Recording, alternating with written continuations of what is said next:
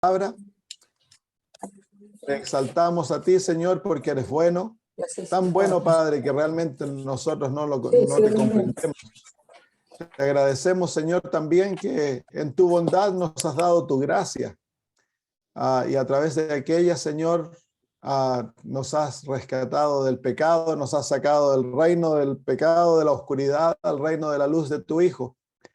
Y a través de ella, Señor, has proveído todo lo necesario para nuestra salvación y nuestra felicidad. Padre, te agradecemos de corazón por amarnos tanto. Y queremos pedir, Señor, que tú implantes tu amor en nuestro corazón para que nosotros te amemos de vuelta como tú mereces, Señor.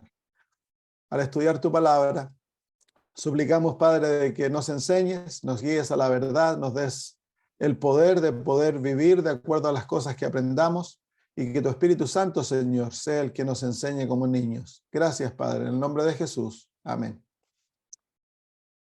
Muy bien, vamos al libro de Romanos. Estamos en el capítulo 8 y estamos viendo cómo el apóstol Pablo presenta la solución al dilema del capítulo 7. El capítulo 8 es la solución al capítulo 7.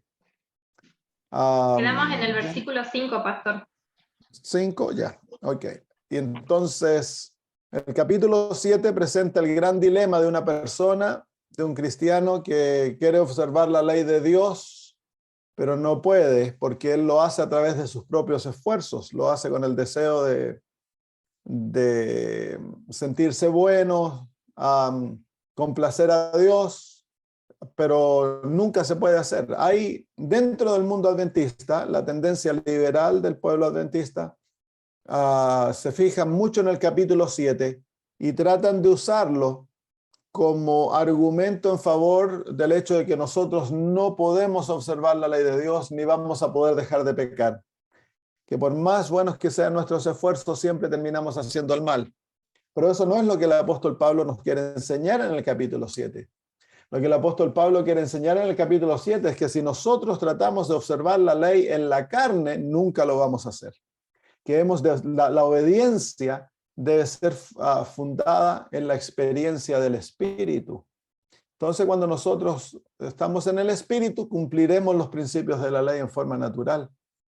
Es una posición devastadora el creer que como cristianos no se puede observar la ley de Dios. Cristo en nosotros es la esperanza de gloria. El propósito del plan de la redención es tener a un pueblo obediente. He aquí los que guardan los mandamientos de Dios, dice el libro de Apocalipsis, y tienen la fe de Jesús. Dios tiene un pueblo que guarda los mandamientos de Dios.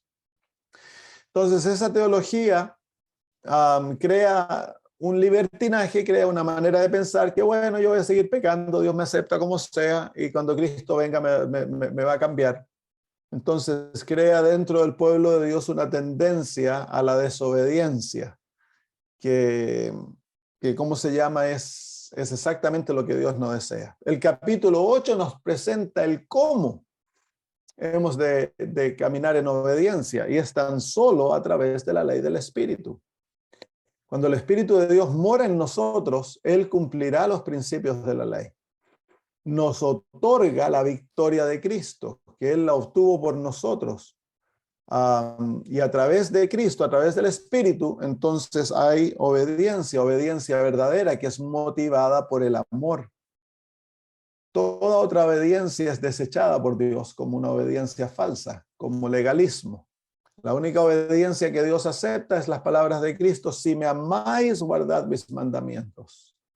Entonces, cuando el corazón está lleno del amor de Cristo y está enamorado de Jesús, va a ser fácil observar la ley. Ni siquiera uno se da cuenta. No vive uno para la ley, vive para Cristo. Está unido a Él. El centro de atracción, el poder de la vida es Cristo Jesús. Ahí se encuentra el enamoramiento. La ley es observada en forma natural. Entonces el secreto es caminar en el Espíritu, dice el versículo 4, para que la justicia de la ley se cumpliese en nosotros. Que no andamos conforme a la carne, sino conforme al Espíritu. Entonces ahí se encuentra el secreto de la obediencia es andar conforme al Espíritu, es caminar con el Espíritu. Día a día debemos asegurarnos que somos bautizados en el Espíritu Santo. Y que Él nos va a dar el poder, la sabiduría necesaria para ser como Jesús. Versículo 5, porque los que son de la carne piensan en las cosas de la carne, mas los que son del Espíritu en las cosas del Espíritu. Entonces ahí el apóstol nos presenta el secreto de cómo vivir en el Espíritu, vivir en la carne. Si nuestra vida está centrada en las cosas de la carne, estamos constantemente pensando en todo lo que es de la carne, no tiene que ser malo, pero si nuestra mente está ocupada en mi negocio, en mi trabajo, en la casa, en mis problemas, en esto, en lo otro, en aquí y allá, no voy a vivir en el Espíritu. Porque para que el Espíritu tome posesión del alma, mi mente debe estar fija en el Espíritu. Debemos desarrollar una actitud espiritual. Es por eso que es necesario tener los cultos de mañana, de noche, pero debemos desarrollar una actitud de oración durante el día para que nuestra mente esté fija en Dios. Y debemos entrenar nuestra mente para pensar espiritualmente. En todo lo que vivimos debemos llevar a Jesús con nosotros, debemos depender en Él, porque ahí se encuentra el poder del Espíritu. Si nosotros vivimos en una actitud espiritual, si nuestra mente está fija en lo espiritual, entonces el Espíritu tiene poder para transformarnos y hacer su obra en nosotros. La naturaleza que tú alimentas es la naturaleza que te va a controlar. Si tú pasas mirando televisión, Facebook, películas, leyendo basura, si pasas pensando en cosas mundanas, la naturaleza que te controla es la naturaleza carnal. Y la carne produce muerte, te lleva al pecado y produce muerte. Por eso de que tantos cristianos son débiles. Van a la iglesia el día sábado y el resto de la semana es como que fuesen mundanos. Hacen todo lo mundano, piensan, viven, hablan. En cuanto a lo mundano, su mente está fija en lo mundano. No pueden ser cristianos, no pueden crecer en Cristo, no pueden vencer el pecado. No tienen deseos espirituales. ¿Por qué? Porque no están caminando en el Espíritu. El ser bautizados en el Espíritu no quiere decir que uno vive en éxtasis. El ser bautizado en el Espíritu quiere decir de que uno vive en sumisión al Espíritu. Y uno camina con Él. Uno escoge lo que es la voluntad de Dios. Abandona aquello que no es la voluntad de Dios, en todo sentido de la palabra. La obediencia aumenta la presencia del Espíritu en nuestra vida. La desobediencia la disminuye. Entonces hemos de caminar en obediencia, caminar en un ámbito espiritual. El estudiar la Biblia, el orar, el compartir lo que el Señor ha hecho por mí con otros. Nos ayuda a tener la presencia del Espíritu y con él la presencia de Cristo en nuestras vidas. Por eso que debemos acostumbrarnos a escuchar. Si tú andas manejando, escucha la Biblia, escucha el espíritu de profecía. Ahora tenemos tantas ventajas. En el teléfono se pueden bajar todos los libros de la hermana de White y los libros que están en audio y se pueden escuchar, están gratuitos. La Biblia se puede bajar al teléfono y se puede escuchar gratuitamente. Cómprate unos audífonos para que cuando andes en la micro no te ande bombardeando la música mundana. Escucha cosas espirituales, escucha sermones, escucha cosas espirituales para que tu corazón, tu mente esté siempre en un ámbito espiritual. Acostúmbrate a hablar de Jesús. Hablar de Jesús, cuenta tus testimonios, habla de cosas espirituales. Versículo 5 es clave, porque los que son de la carne piensan en las cosas de la carne, pero los que son del Espíritu en las cosas del Espíritu. Ahí se encuentra la clave de la vida cristiana. Por eso que el Señor Jesús dice, permaneced en mí y yo en vosotros. ¿Cómo permanecemos en Cristo? A través de la fe. Y de la fe, una fe activa que vive constantemente en la presencia de Jesús. La hermana de White dice que hemos de practicar la presencia de Dios. ¿Qué quiere decir eso? Que nosotros hemos de vivir en la presencia del invisible como que lo viésemos. Y eso va a modular nuestra conducta. nos va a llevar, si nosotros aprendemos a vivir en la presencia de Dios, viendo al invisible, entonces muchas de las cosas que decimos ya no las vamos a decir más. Las cosas que vemos no las veríamos, las cosas que leemos no las leeríamos. Entonces, en la presencia de Dios practicada en la vida restringe el pecado, corta nuestras tendencias al pecado. Nosotros pecamos porque nosotros no creemos que estamos en la presencia de Dios. Nos daría mucha vergüenza hacer lo malo si nosotros tenemos una conciencia de que Cristo está siempre con nosotros a través de su Espíritu en nuestra vida. Versículo 6. Porque el ocuparse de la carne es muerte. Miren, el ocuparse de la carne es muerte. Pero el ocuparse del Espíritu es vida y paz.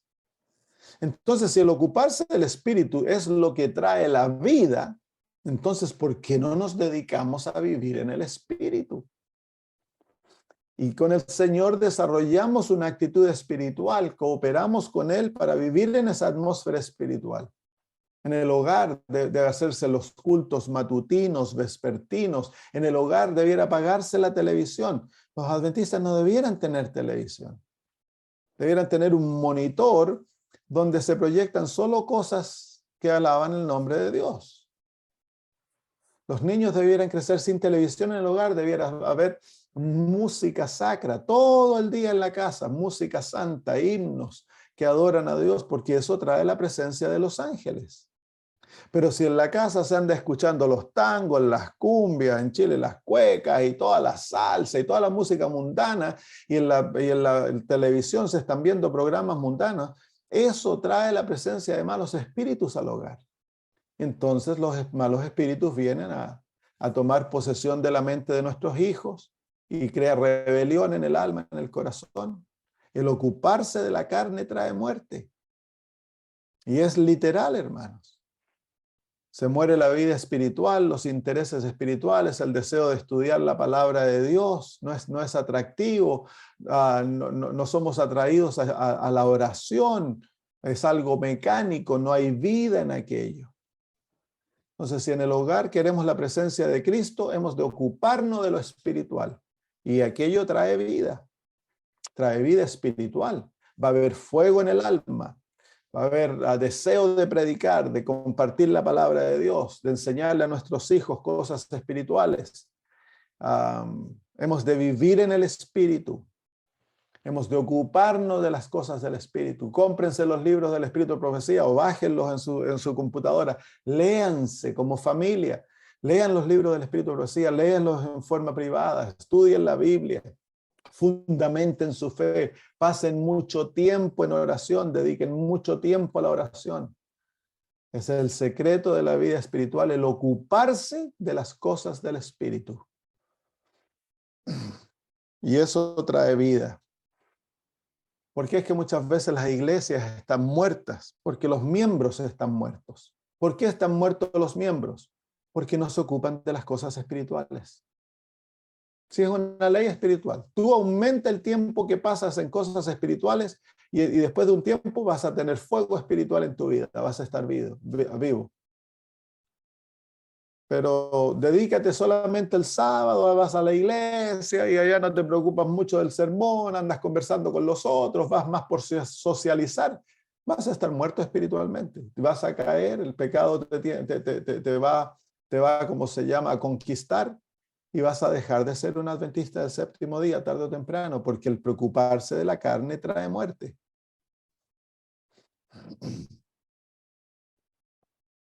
Versículo 7. Por cuanto los designios de la carne son enemistad contra Dios, porque no se sujetan a la ley de Dios, ni tampoco pueden. El cristiano carnal es imposible que observe la ley de Dios. De ahí viene el capítulo 7. Los designios de la carne son enemistad contra Dios. Nuestra naturaleza carnal naturalmente es enemiga de Dios. Dios no está interesado en cambiar tu naturaleza carnal. Dios desea crucificar aquella naturaleza carnal porque es enemiga de Él y de su ley. no se puede someter a la ley de Dios. La naturaleza carnal naturalmente es rebelde contra la ley de Dios. Y es por eso que si nosotros vivimos más en la carne, no vamos a desear someternos a la voluntad divina. ¿Por qué? Porque eso está en enemistad contra mí. Yo no lo anhelo naturalmente. Cuando el ser humano comienza a anhelar vivir a la voluntad de Dios, es porque el Espíritu Santo ha implantado una nueva naturaleza en su alma. Entonces, cuando nosotros nos rebelamos contra lo que Dios dice, es porque la naturaleza carnal está dominando. Ya sea lo más pequeñito, cuando los hermanos se excusan el usar joyas, el ponerse un poquito aquí, allá, o el, ¿cómo se llama?, comer esto que está prohibido, hacer lo otro, es porque la naturaleza carnal está dominando. Y ahí se manifiesta en rebelión. La rebelión, por lo general, no se manifiesta en las cosas grandes. La rebelión hacia las cosas de Dios se manifiesta en lo pequeño. Ahí se ve que el corazón no está sometido, no está controlado por el Espíritu Santo. Los designios de la carne son enemistad contra Dios. Los planes, cuando nosotros hacemos planes, las palabras designios, debemos someter nuestros planes a Dios para que Él haga o deshaga de acuerdo a su voluntad. No vivimos para nosotros, hemos de vivir para aquel que murió por nosotros, porque nosotros hemos muerto. De acuerdo al capítulo 6, nosotros hemos muerto. Y si hemos muerto, nuestros planes no han de ser nuestros planes. Nuestros deseos, nuestros pensamientos, todo ha de ser sometido a Cristo para que Él sea el que haga o deshaga. Y si estamos planeando en contra de la voluntad de Dios, entonces nosotros hemos de someternos a aquella voluntad para que Dios sea el que obre en nosotros tanto el querer como el hacer, de acuerdo a su voluntad. Tiene que haber una sumisión total, completa, a la voluntad de Dios. Total. Que refleje el hecho que estamos muertos. ¿Por qué? Porque si no hacemos esto, naturalmente tú te vas a levantar en contra de la voluntad divina. Y es por eso que se ve rebelión dentro de nuestro pueblo, tanta rebelión. Es porque no ha habido una sumisión a la voluntad de Dios. Se levantan hombres, hablan contra el espíritu de profecía, lo tratan como que fuese nada. Y resulta que es Dios hablando a través de un profeta. Entonces, ¿por qué es eso? Porque los consejos del espíritu de profecía van en contra de lo que la carne desea. Y la carne se revela contra el espíritu de profecía. Se revela contra Dios. No es Elena de White, es Dios. Entonces se revela contra Dios. Las normas de vida que Dios nos ha dado. Nos rebelamos contra ella y creemos que es libertad y madurez cristiana el hacer lo que a mí me complace. Y eso es rebelión. Es rebelión. Eso muestra que el corazón no está sometido a la voluntad de Dios. Porque el corazón que está enamorado de Cristo anhela hacer la voluntad de Cristo. No importa cuán difícil sea. No importa que aquella voluntad nos lleve a morir en el fuego y ser quemados por Él. No importa, el Señor es la voluntad de Cristo. Así como para Cristo fue placer para Él hacer la voluntad de su Padre y ser crucificado, para el que está enamorado de Cristo, hacer la voluntad de Cristo, de Dios, es lo más natural. Es el deseo del alma. Y eso muestra que la carne ha sido crucificada. No es lo que se proclama con los labios, sino que es lo que se vive en la vida que manifiesta quién está en control del corazón. Por cuanto los designios de la carne son enemistad contra Dios, porque no se sujetan a la ley, y dice, ni tampoco puede. Entonces la carne no puede someterse a la ley. ¿Por qué? Ya lo vimos en el capítulo 7. Porque la naturaleza carnal se encuentra en completa oposición a la naturaleza de la ley. La naturaleza de la ley es espiritual, es santa, yo soy pecador. La ley es espiritual, yo soy carnal. La naturaleza es pura, yo soy impuro. La ley es perfecta, yo soy imperfecto. Por lo tanto, es imposible para la carne sujetarse a la ley de Dios, porque son completos opuestos, se rechazan. Y la ley más aún me condena cuando yo estoy en la carne. Me condena como pecador digno de muerte. Entonces, la única manera para que yo sea sujeto a la ley es que tengo que tener la misma naturaleza de la ley, que es la naturaleza de Dios. La ley por naturaleza es amor. Y para que yo sea atraído a la ley, debo tener aquel amor de Dios en mi corazón. Entonces voy a ver a la ley como algo maravilloso. Versículo 8. Y los que viven según la carne no pueden agradar a Dios. Los que viven según la carne no pueden agradar a Dios. No importa cuántas acciones externas manifiesten. Pueden ser celosos por cosas, celosos por la vestimenta, celosos por la dieta, celosos por una observancia externa a los mandamientos de Dios, por los mandatos de la iglesia, celosos. Pero si el corazón no está convertido, si el ser humano no está lleno del Espíritu, no le vale de nada. De nada. Ahí dice, claro, dice, ¿no? Y los que viven según la carne no pueden agradar a Dios. ¿Cómo es que nosotros agradamos a Dios? ¿Cómo se agrada a Dios? En el libro de Hebreos, el apóstol Pablo nos dice cómo nosotros agradamos a Dios. Hebreos capítulo 11.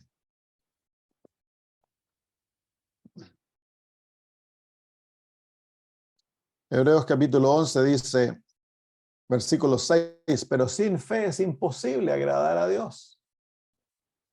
Porque es necesario que el que se acerca a Dios crea que le hay y que es galardonador de los que le buscan. En el versículo 5 nos dice cómo Enoc agradó a Dios. Dice, por la fe Enoc fue traspuesto para no ver muerte. Y no fue hallado porque lo traspuso Dios. Y antes que fuese traspuesto, tuvo testimonio de haber agradado a Dios. Y luego dice, sin fe es imposible agradar a Dios. Así que, ¿cómo es que nosotros agradamos a Dios? A través de la fe. De una fe que obra obediencia en el corazón. Entonces es la fe lo que nos hace agradables a Dios, y aquella fe produce una vida como la de Enoc, que caminó Enoc con Dios. Vivió en la presencia de Dios, vivió en la presencia del invisible.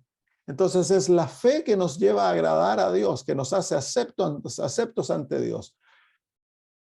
Y es aquella fe que nos lleva entonces a someternos a Dios, a poseer una naturaleza espiritual, a ser llenos del Espíritu Santo, a vivir una vida de obediencia. Es la fe que obra por el amor. Romanos 8:8. Y los que viven según la carne no pueden agradar a Dios. No pueden. Es imposible. Son incapaces. No hay ni siquiera el deseo en la carne de agradar a Dios. ¿Por qué? Porque la carne es enemistad contra Dios. Es por eso que cuando los jóvenes están en la iglesia y no están convertidos, el forzarlos a hacer la voluntad de Dios. Por ejemplo, ahora ya no es tanto, pero cuando yo era un muchacho, ¿no? Se requería que los jóvenes se peinaran de cierta manera, que se vistieran de cierta manera, hicieran ciertas cosas, para que parecieran buenos adventistas.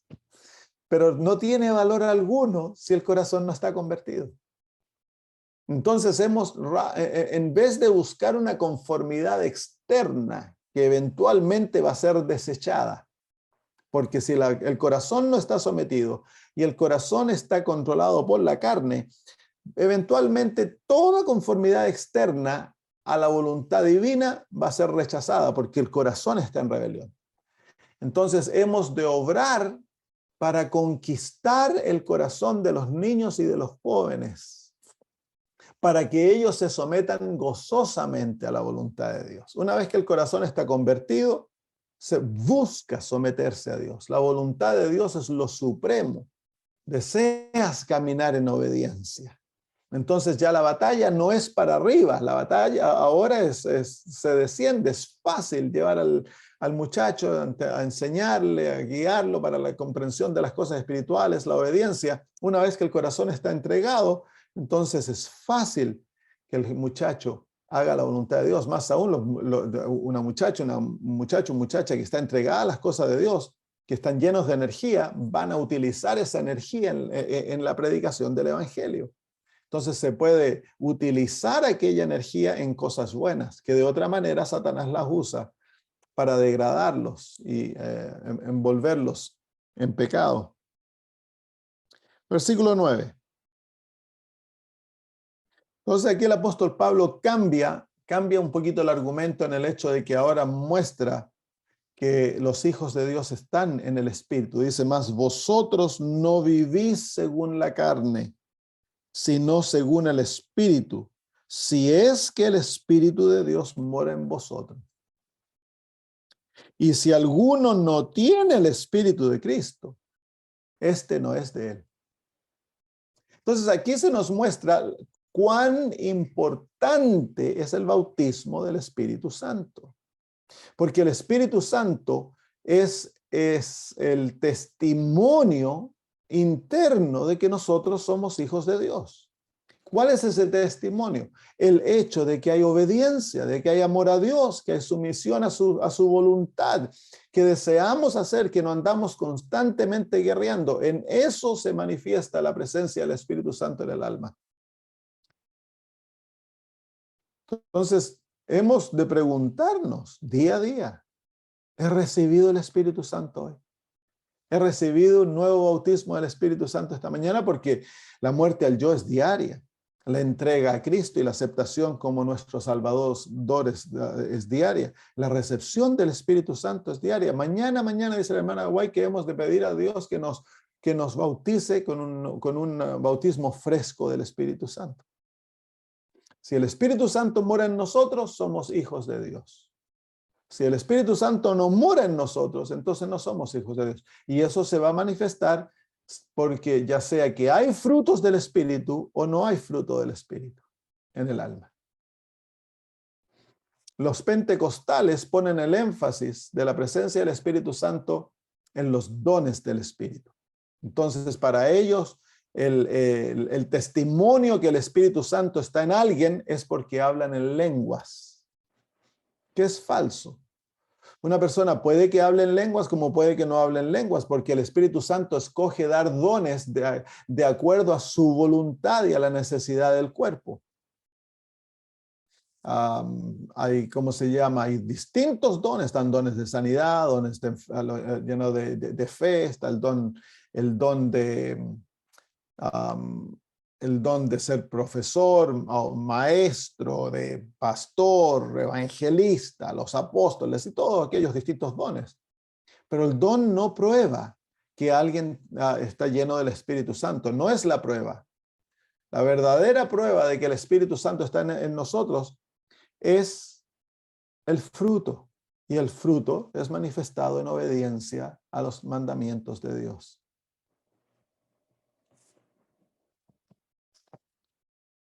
Muy bien, versículo 9, más vosotros no vivís según la carne, sino según el Espíritu, si es que el Espíritu de Dios mora en vosotros. Y si alguno no tiene el Espíritu de Cristo, no es de él. Nosotros todos recibimos el Espíritu Santo cuando nosotros nos entregamos a Cristo.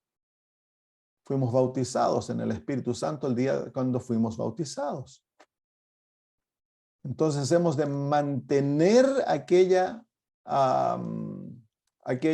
experiencia fresca. Ahora, si fuimos bautizados al apuro y no hubo una verdadera conversión, entonces el Espíritu no mora en el alma.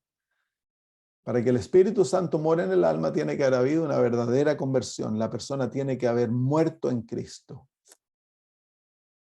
Cuando eso ocurre, entonces es la garantía que el Espíritu Santo ha venido a morar al corazón. Ha tomado posesión. Y luego eso se tiene que ratificar diariamente. Diariamente hemos de escoger vivir en el Espíritu. Versículo 10. Pero si Cristo está en vosotros a través de su Espíritu, el cuerpo en verdad está muerto a causa del pecado, mas el espíritu vive a causa de la justicia. Entonces, si Cristo mora en nosotros, el cuerpo naturalmente va a estar muerto. No vamos a obedecer a la carne, no vamos a responder a los deseos del cuerpo. Producto del pecado, el cuerpo ha de morir. Pero el espíritu, a través de Cristo, vive a través del espíritu en nosotros, y es gracias a la justicia de Jesús que esto es una realidad en nuestras vidas. Que el hecho de tener el privilegio, el gran privilegio de que Cristo Jesús more en nuestras vidas a través de su espíritu, y a través de esa presencia en nuestras vidas, entonces nosotros vamos a crecer en la justicia y vamos a morir al pecado.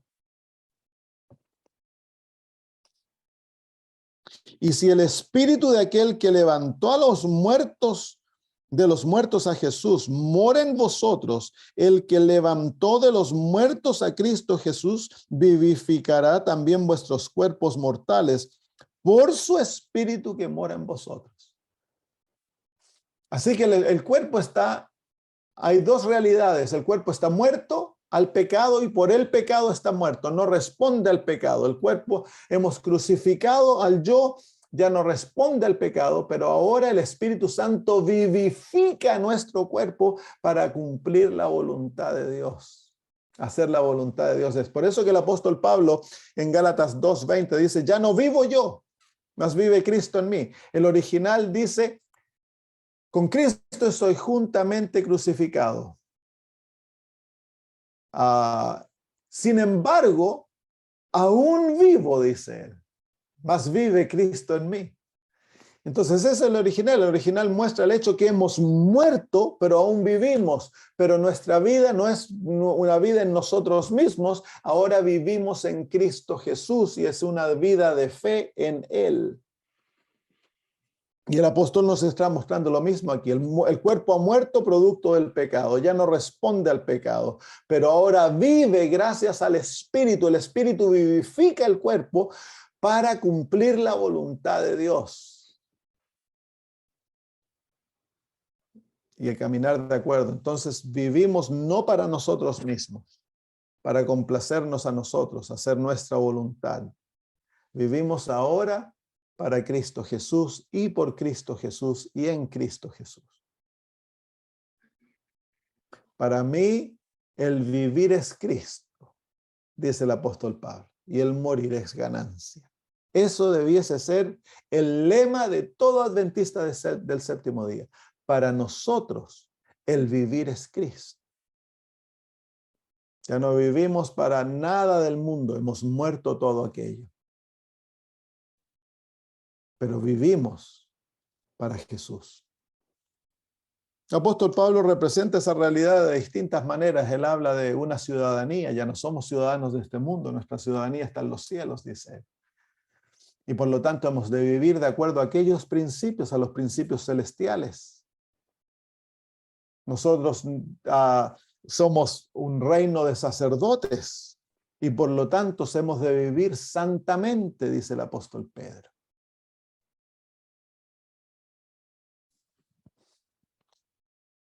Se ha perdido ese concepto de la santidad dentro de nosotros.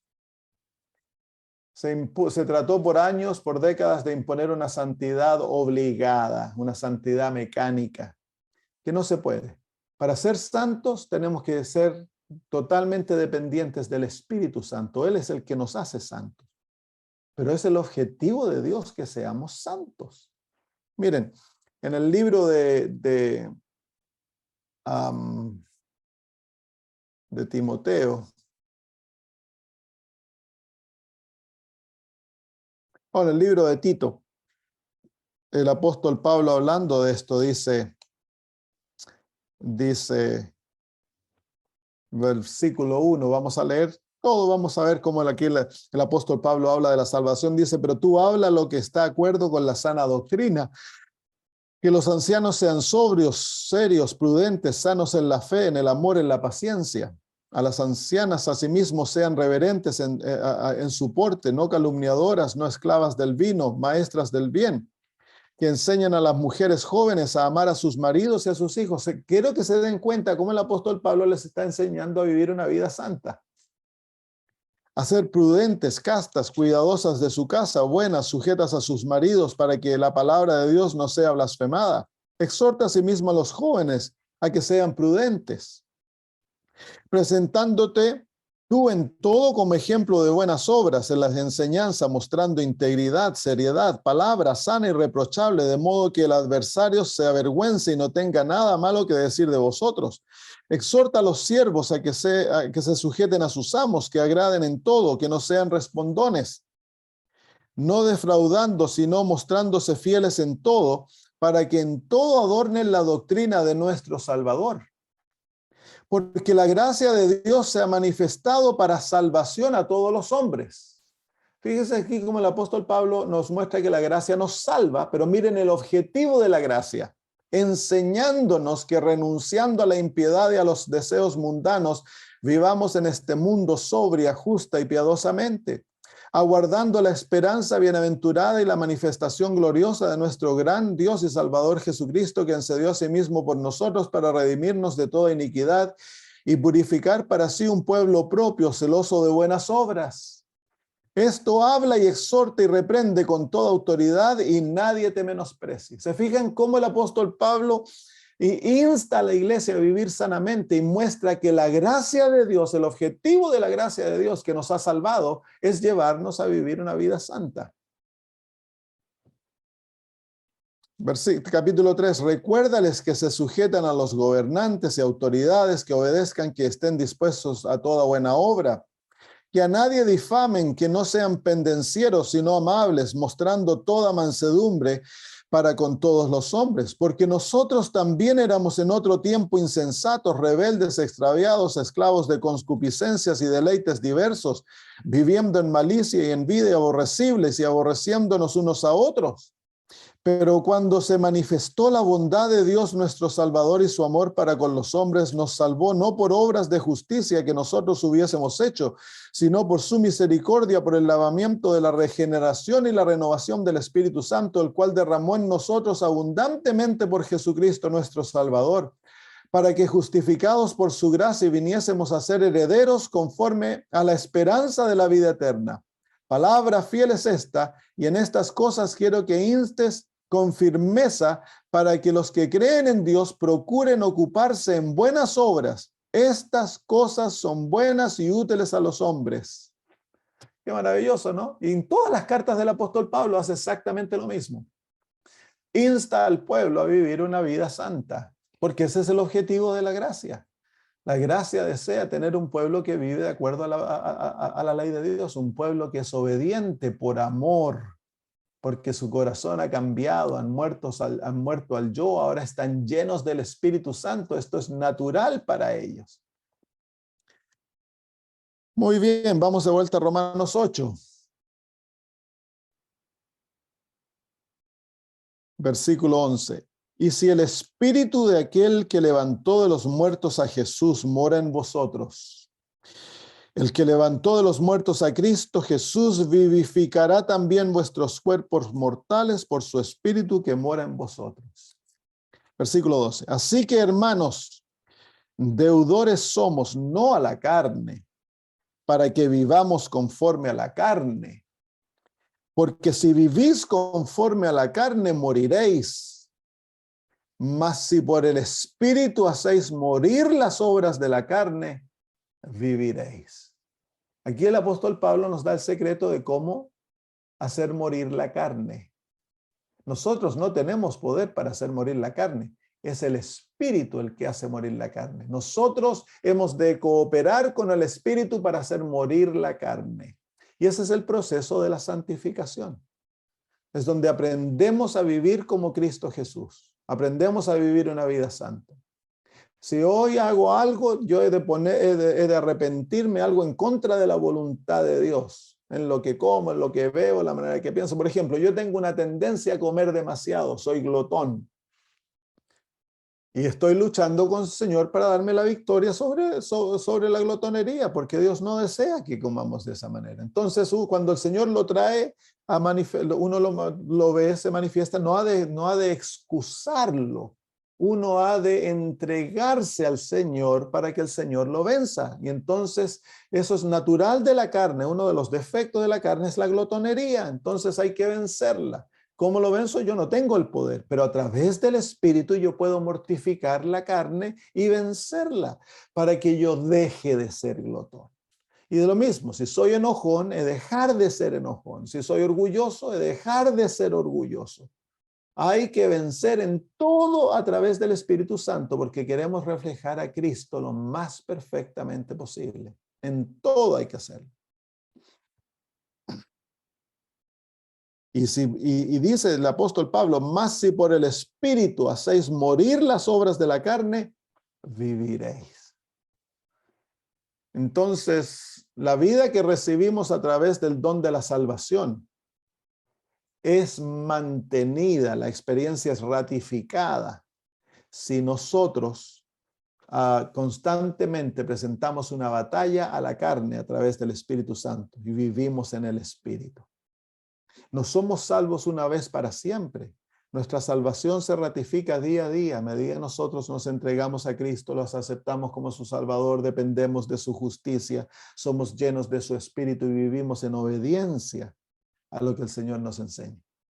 Si fracasamos, entonces, dice el apóstol Juan, tenemos abogado para con el Padre, Jesucristo el justo. Siempre está abierta la gracia para que Dios nos perdone. Pero hay que tener cuidado de endurecer el corazón y de excusar nuestros pecados. Ahí es cuando entramos en peligro. Tú puedes confrontar el mismo pecado 100 veces si es necesario, pero no lo excuses, no lo niegues, no te sometas a aquel pecado. Versículo 14. Porque todos los que son guiados por el Espíritu de Dios, estos son hijos de Dios.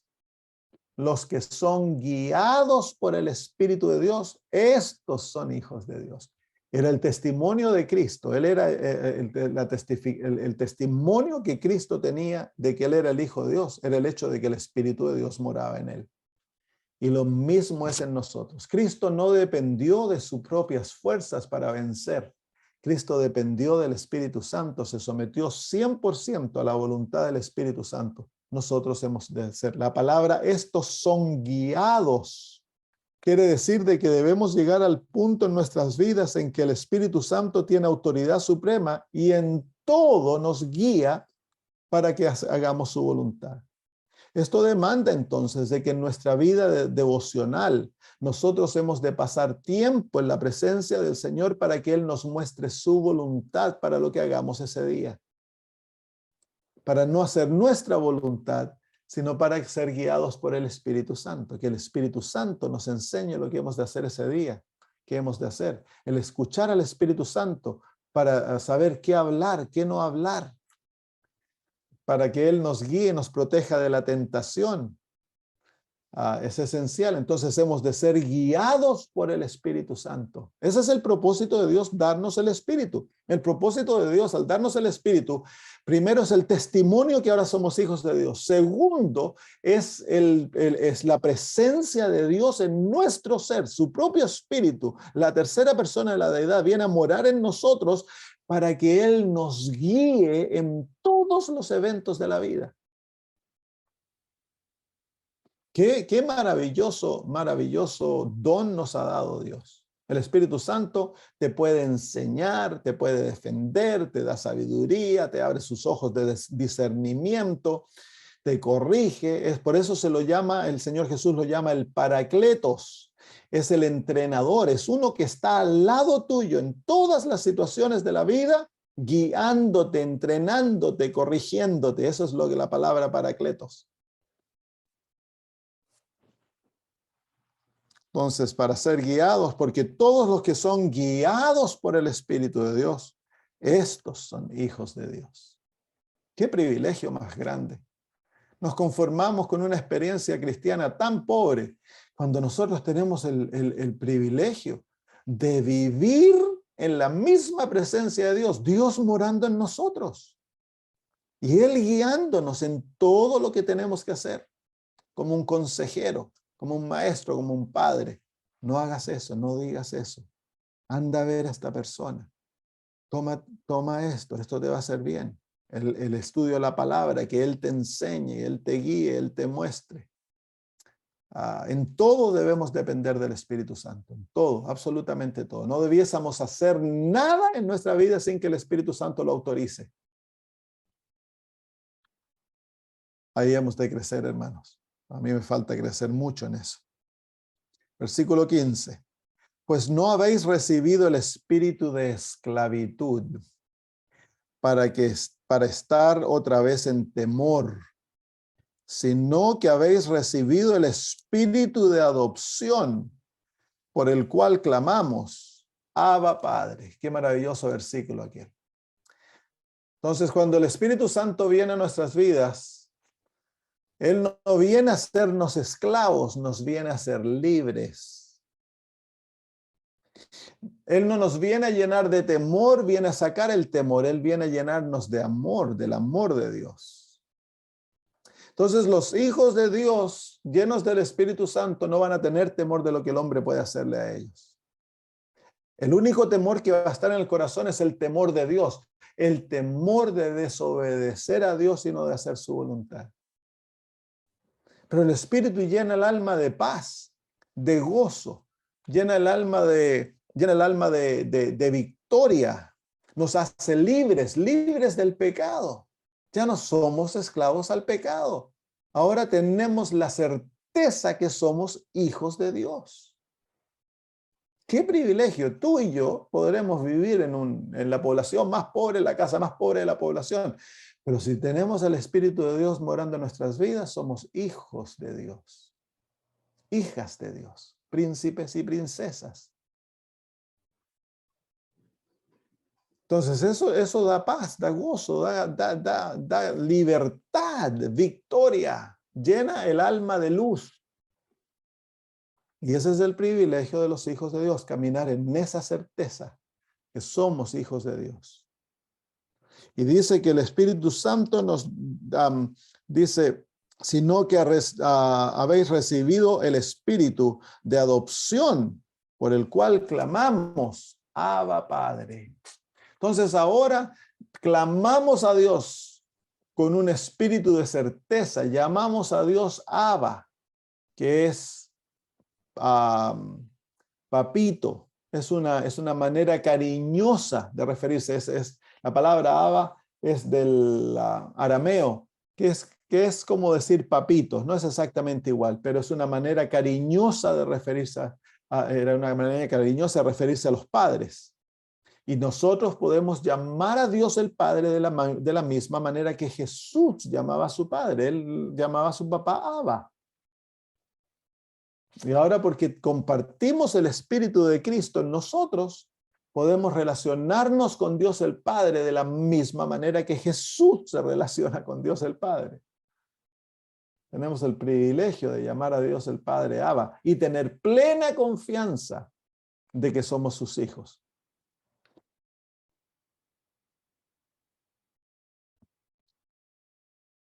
Versículo 16, el Espíritu mismo da testimonio a nuestro espíritu de que somos hijos de Dios. Entonces, esta es una experiencia interna. Hay una seguridad, hay un fundamento en el corazón que nos garantiza que somos hijos de Dios. Es el Espíritu de Dios dando testimonio a nuestro espíritu que somos hijos de Dios. No hay falta de certeza de aceptación por Dios. Muchas veces, o gran mayoría de las veces, dentro del pueblo adventista, muchos viven en incertidumbre de su salvación. No saben si son aceptos por Dios, si se mueren hoy, ¿qué pasa? ¿Soy salvo? Muchos creen que, bueno, no quieren morirse, no quieren que Cristo venga porque tienen miedo de perderse. Y eso es testimonio de que no han recibido el Espíritu Santo. El Espíritu Santo da testimonio a nuestro espíritu que somos hijos de Dios. Hay una paz interna, hay una certidumbre de que somos aceptos por Dios. Hay una certeza, no certidumbre, certeza de que somos aceptos por Dios. Y eso no está basado en mis obras, eso está basado en el testimonio del Espíritu y es el resultado de una conversión verdadera.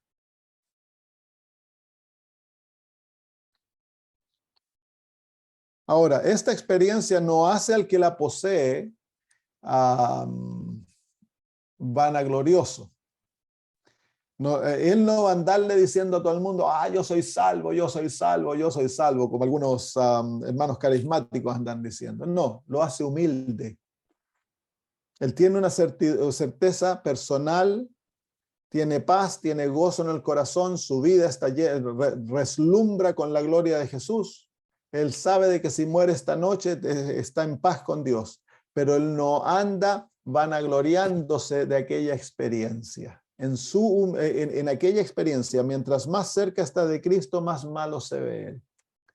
Por lo tanto, él nunca se va a sentir bueno o más bueno que otros, lo opuesto. Que tiene esta verdadera experiencia del Espíritu Santo morando en él, se ve a él mismo como más malo que los demás, porque llega a ser totalmente humilde. En vez de criticar a los otros, él entonces ahora, él o ella, se dedica a ayudar a aquellos que están pasando por problemas espirituales, si están pecando, si están luchando.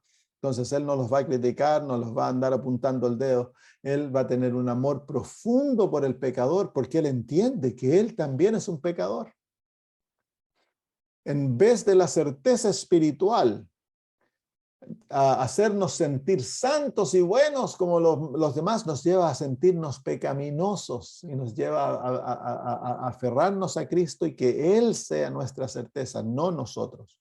Y eso nos hace humildes, nos hace ser compasivos, tener un corazón lleno de amor hacia el demás. Es por eso de que hay que tener mucho cuidado.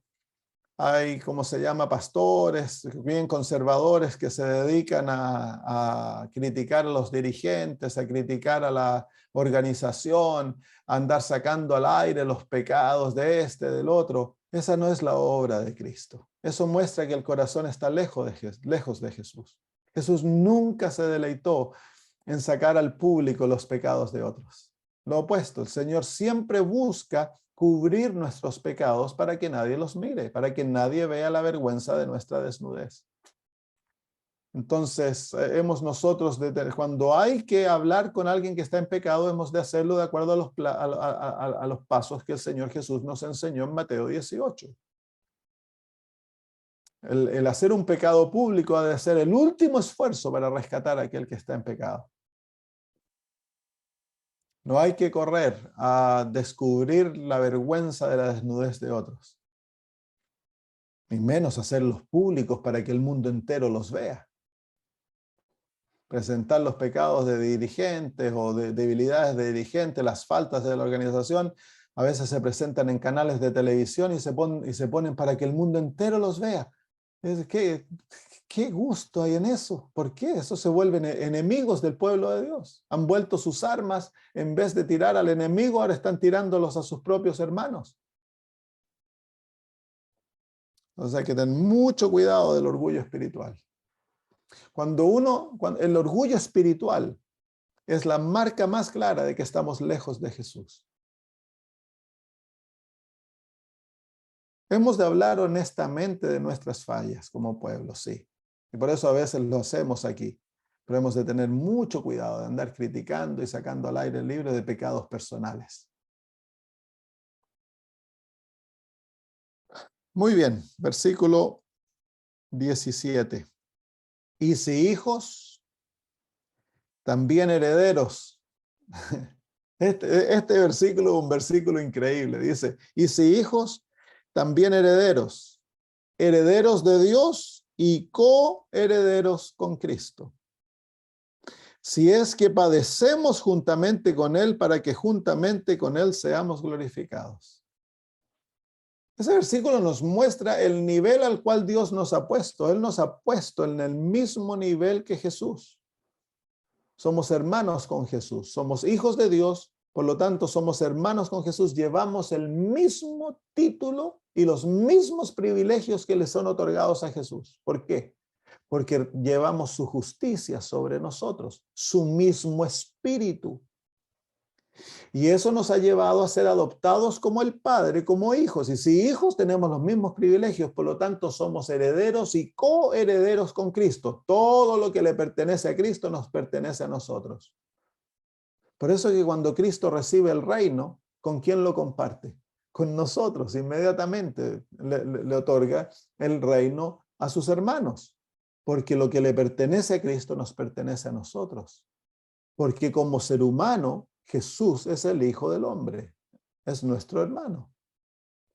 Y Él habita en el cielo como un hombre. Él es nuestro representante. Todo lo que Él va a obtener, lo obtiene por nosotros. Él es nuestro representante, es nuestro sustituto. Así que el universo entero que le va a ser otorgado a Cristo, nosotros llegamos a poseer aquel universo. Vamos a ser príncipes y princesas de Dios y vamos a reinar por la eternidad con Cristo Jesús. Qué tremendo privilegio. Cuando uno piensa de dónde uno ha salido, cuán profundo hemos caído, cuán terrible nuestra rebelión. Qué amor de Dios y qué gracia más maravillosa, que levanta al pecador y lo pone en la plataforma de igualdad con Cristo Jesús, que es el Dios del cielo. Y nos permite gozar de los privilegios que le son otorgados a Él. Él lo merece. Nosotros no lo merecemos. Y sin embargo, Dios nos hace merecedores a través de Cristo Jesús. Muy bien, dejémoslos ahí hoy. Seguiremos hablando del versículo 17 la próxima semana, porque hay la segunda parte de aquello, que es el sufrir juntamente con Cristo. ¿Hay alguna pregunta, hermanos?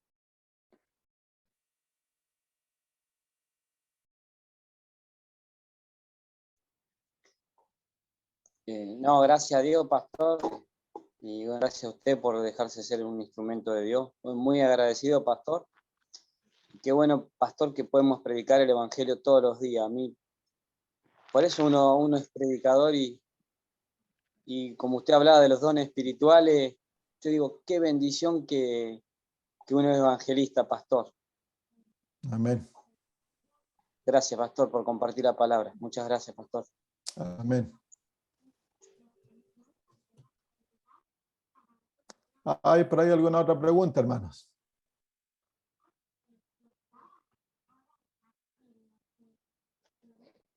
Pastor, ¿No?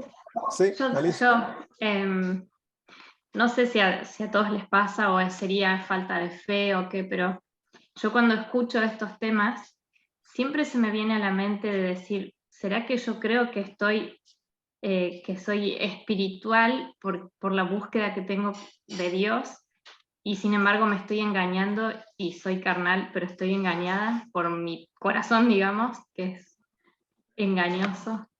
ya. No sé, siempre me entra esa duda de decir eso, si no me estoy autoengañando. Claro, es natural, pero uno tiene que hacerse la pregunta, ¿he aceptado a Cristo como mi Salvador? ¿Me he entregado a Él? Si eso es sí, entonces estás cubierta por la justicia de Jesús. He recibido el Espíritu Santo. Claro, al recibir la justicia de Cristo, yo recibo el Espíritu Santo. Por lo tanto, el Espíritu Santo mora en mí. Se está manifestando eso en obediencia. Es la tendencia de mi corazón, el obedecer, el amar al Señor, el vivir cerca de Él. Entonces, esa es manifestación de fruto. Entonces, en eso sí. Entonces, al ver eso, que Cristo está en mí, que Él está obrando en mí, está la certeza de que yo soy hija de Él, que yo camino con Él.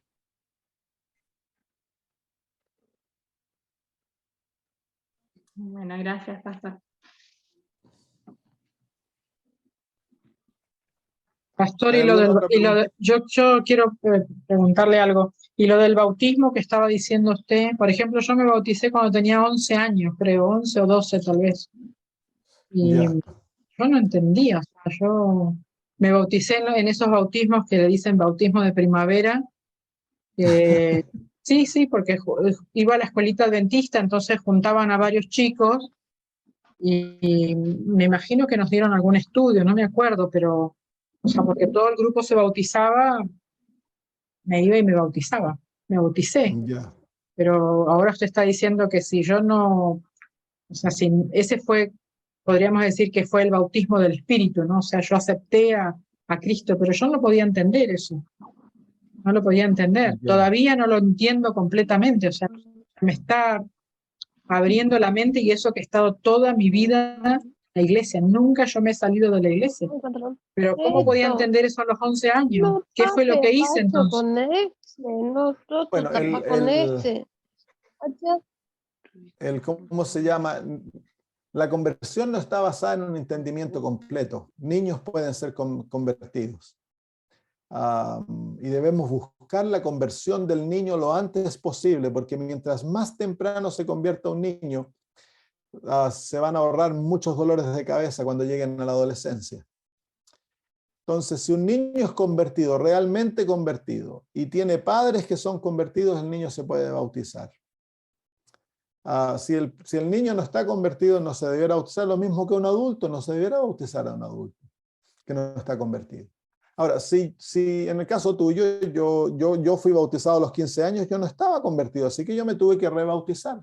Me rebauticé a los 40 y tantos años, como pastor ya.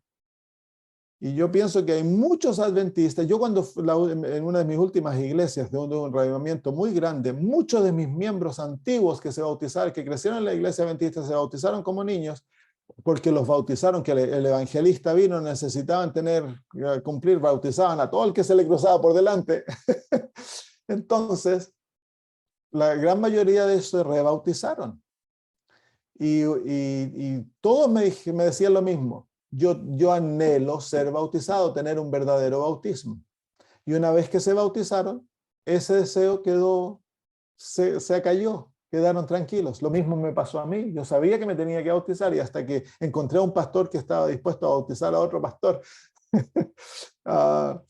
quedé tranquilo. Y ahora ya no deseo volver a bautizarme porque yo ya sé que me he bautizado correctamente cuando estuve realmente muerto a mí mismo y fui enterrado. Entonces, si en tu corazón tú sientes que necesitas ser rebautizada, tienes que rebautizar, porque el Espíritu Santo te está llamando a eso. Ahora en una iglesia adventista, o sea, como la nuestra, por ejemplo, si yo dijera que me quiero rebautizar, no sé, la gente va a decir, pero ¿por qué? O sea, habría que dar una explicación. O sea, si ya Claro, tengo cargos, hace 32 años que estoy en esta iglesia siempre con cargo y ahora que yo dijera, oh hermanos, me quiero rebautizar. Para claro, tú decir lo dices porque he entonces, descubierto que no estaba convertida. Ahora el Señor me ha traído una experiencia de conversión verdadera y debo ser bautizada. Mi primer bautismo no significó nada para mí. Ahora yo he muerto, me he entregado al Señor de todo corazón, Cristo es mi Salvador, he recibido su justicia, he sido bautizada por su Espíritu. Necesito ser rebautizada. Yo no llamo eso rebautismo, realmente es el verdadero bautismo. El otro bautismo no significó nada. ¿ya? Entonces, no importa lo que los hermanos digan o hablen, eso es entre tú y Dios, no entre tú y los hermanos. Sí, sí, sí, pero siempre tenemos ese, no sé cómo se El puede que decir, dirán, o sea, claro. porque pertenecemos a una congregación, o sea, tal vez, no sé, me iría a otra iglesia y me bautizo, pero no sería lo correcto, en una iglesia que no me conozca. No, Lo correcto claro, sería, si estoy en esa iglesia, ser ahí bautizada es, en esa iglesia. claro, Lo voy a tener bien en cuenta. sí, Gracias, pastor. de nada. Pastor, una Sí, pregunta cortita. Entonces, cuando Pedro le dijo a Jesucristo, necesito que lavarme todo de nuevo, y Jesucristo impuso el lavamiento de pie. ¿El lavamiento de pie no es para limpiarnos, pastor? claro, nos limpia. Cuando nosotros, el lavamiento de pie representa la gracia divina que nos lava constantemente. Pero cuando no ha habido una muerte al yo, cuando el yo no ha sido enterrado, cuando el bautismo no significó nada, entonces hay que volver a hacerlo. Hay que hacerlo. Aquel que apostatado se fue lejos de Jesús, al volver tiene que volver a restablecer esa comunión con un bautismo. La hermana de White, cuando descubrió el sábado, ella se rebautizó. A pesar de que ella había sido correcta, ella fue convertida cuando se bautizó como niña, ya se bautizó a los 12 años, me parece. Pero cuando descubrió la verdad el sábado, ella se rebautizó porque se había dado cuenta que había estado violando la ley de Dios, a pesar que ignorantemente había estado violando la ley de Dios. Entonces, no hay que tener miedo a rebautizarse si nos hemos dado cuenta que en nuestro primer bautismo no estábamos convertidos. El Espíritu Santo testifica el corazón. La persona no se siente tranquila, desea ser bautizada. Entonces, no hay que negarlo. Yo fui a una iglesia en Chile, en Curacautín, hice una campaña evangelística. Y la iglesia fue reavivada y los ancianos se acercaron a mí y dijeron, pastor, todos los ancianos queremos rebautizarnos, porque nos damos cuenta que nosotros no teníamos idea de la justicia de Jesús y ahora que la hemos experimentado, hemos tenido una nueva conversión, queremos rebautizarnos, pero el pastor no los dejó. Como en Chile los pastores gobiernan con puño de hierro, no se los dejó. Yo estaba dispuesto a bautizarlos porque los comprendía. Yo pienso que cuando venga el gran reavivamiento dentro del pueblo adventista, cuando el Espíritu Santo sea derramado, muchos se van a volver a bautizar. Porque es un pueblo que hemos estado muertos.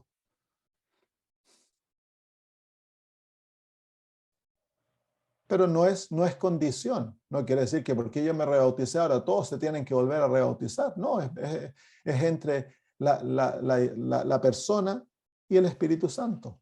Él es el que testifica.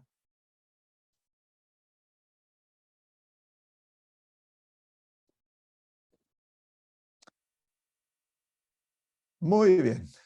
Terminemos entonces, queridos hermanos. Un gusto haber pasado con ustedes.